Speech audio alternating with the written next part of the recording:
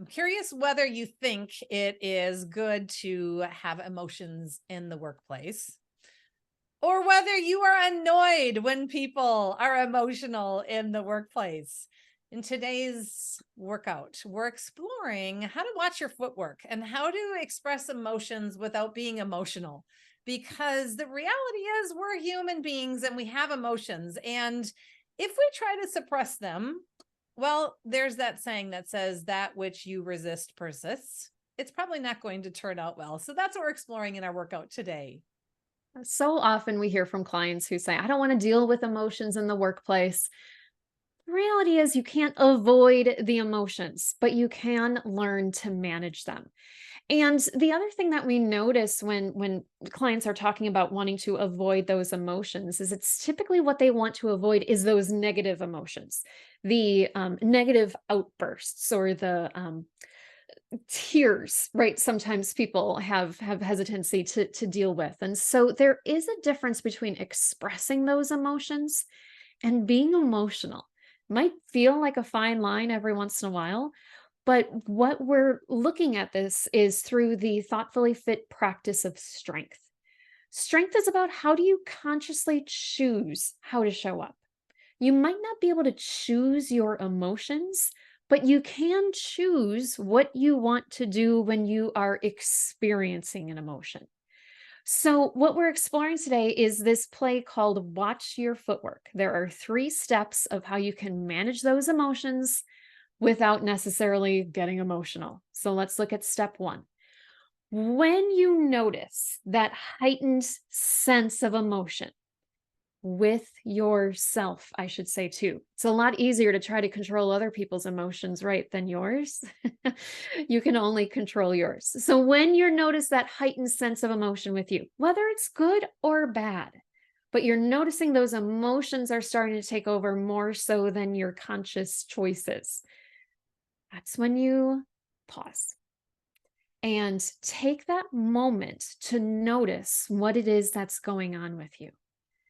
The pause sets you up to think, and there's some questions that you can ask yourself when you're in that heightened state of emotion. What am I doing? How maybe how did I get there? Have you ever had that feeling where you're just all of a sudden wondering how did I even get to this spot? What's happening here? So you can ask, what's happening? What am I doing? What's working? And what isn't working? Take that moment just to recognize and to notice what is it that's going on with you. Step 2 then is to name the emotion. And I love this research from Brene Brown that on average, people can name 3 emotions. 3: glad, sad, mad. And when we were doing this workout in the intentional team player, Jill had us all do an activity to name and write down as many emotions you could in 30 seconds. And I read this and I'm like, on average, 3, really? That's not realistic. That's not true.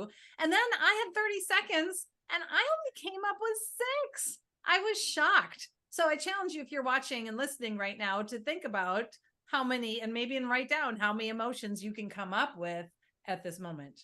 And why is that important? Because what we know, again, through the research, is the more that you can name emotions, the more likely you are to manage those emotions. And so think about just if everything when you're mad, you deal with in a way that you're mad, there are different flavors of mad. There's furious, there's annoyed, there's perturbed, there's frustrated, there's mildly irked, right? And all of those have different dimensions.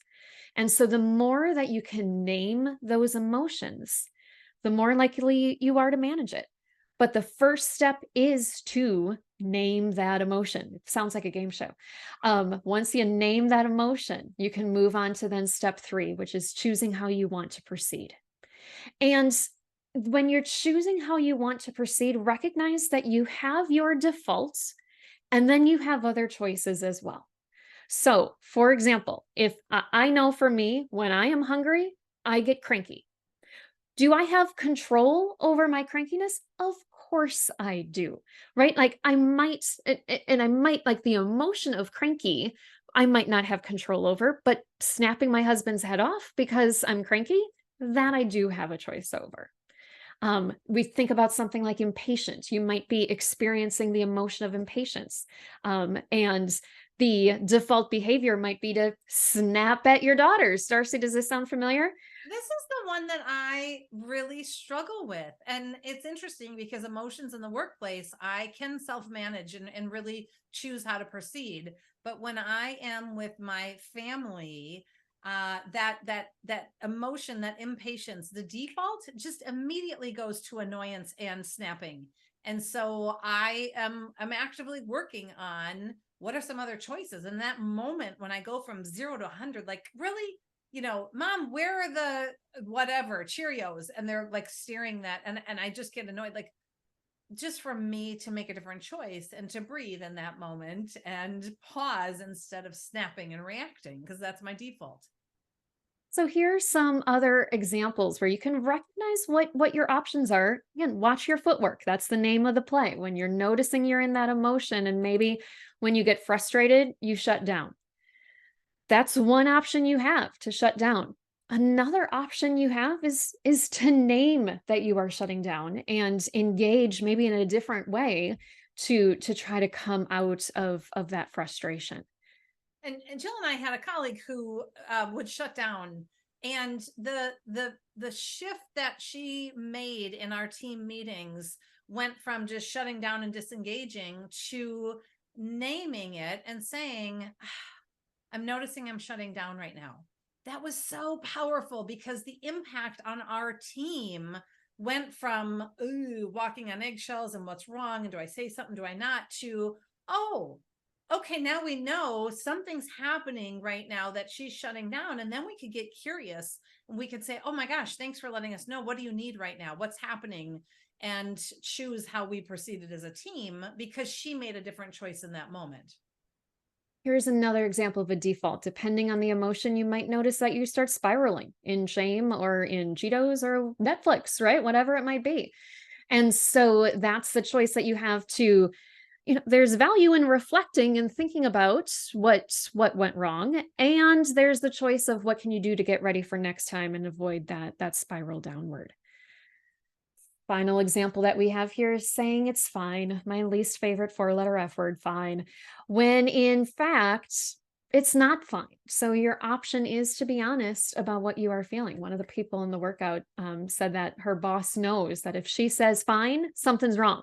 And so that she needs to dig a little bit deeper there. So those are the 3 steps when you're watching your footwork. Notice what's going on with you, name that emotion, and then choose how to proceed. And this is one of the workouts that we do in the Intentional Team Player, which is a course that helps people to really create their own playbook around how to be thoughtfully fit in the workplace. So if you're intrigued, if this sparked interest for you, first of all, make some comments, share it with other people. It's the best compliment that you can give us. And we're all about creating a world that's more thoughtfully fit. And feel free to reach out and we can share more and learn more about what you're looking to do to invest in your team and your players on the team to be able to watch their footwork and be more thoughtfully fit in the workplace. Thank you so much for joining us. We'll see you next time.